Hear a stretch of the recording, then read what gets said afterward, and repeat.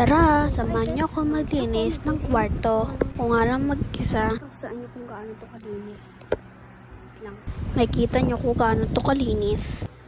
Tingnan siya kalinis, oh. Ito yung pera ko. Diba ang linis? Ang linis, din. Ang linis. Ano? Linis, din.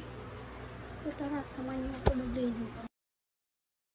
So, tara, maglinis na tayo. So, wala nga pala yung boss na video. Lagyan natin.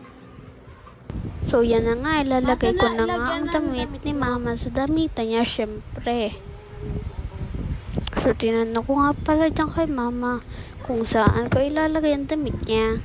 Kasi hindi ko alam kung saan lagayan ang damit niya. So, yan na nga. Nilagay ko na at sinara ko na yan. So, good na. So, maglilinis na ulit tayo. So, ang next na malilinisin natin ang mga laruan ko. At ang mga tinitinda ko. So, yan na nga.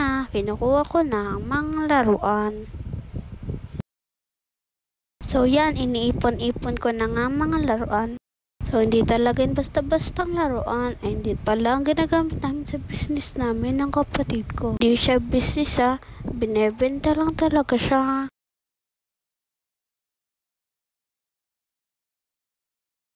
So, yan. Inaayos ko na nga ang mga laruan namin. Ayan, kung makikita nyo may billiarder nga dyan. Siyempre, marunong na kami mag-billiard. So, yan nga, lalagyan na ng mga laruan ang plastic bag. So, yan na nga, inaayos ko na nga ang mga laruan ko. Yan, inaayos ko talaga yan para hindi mahulog. Tinitignan ko nga pala yan kaganina kung okay na nga ang ayos ko.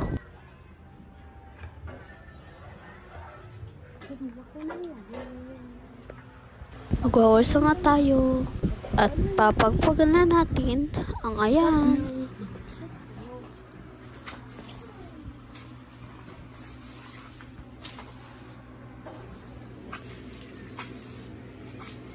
Huwag yan na nga lang pansinin kung gaano ako katagal magwalis.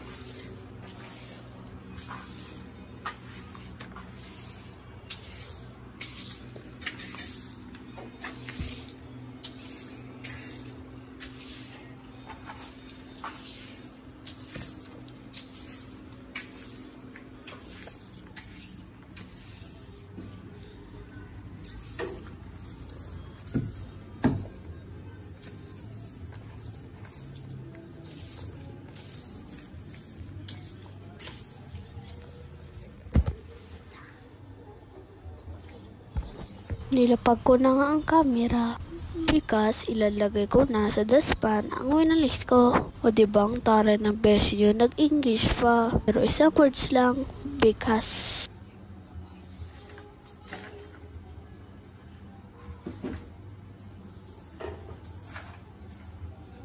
Katagal naman magwalis. Hay nako.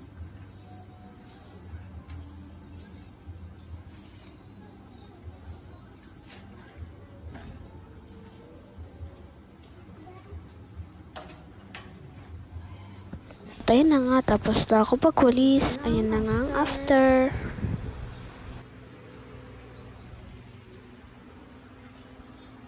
Ito naman ang before.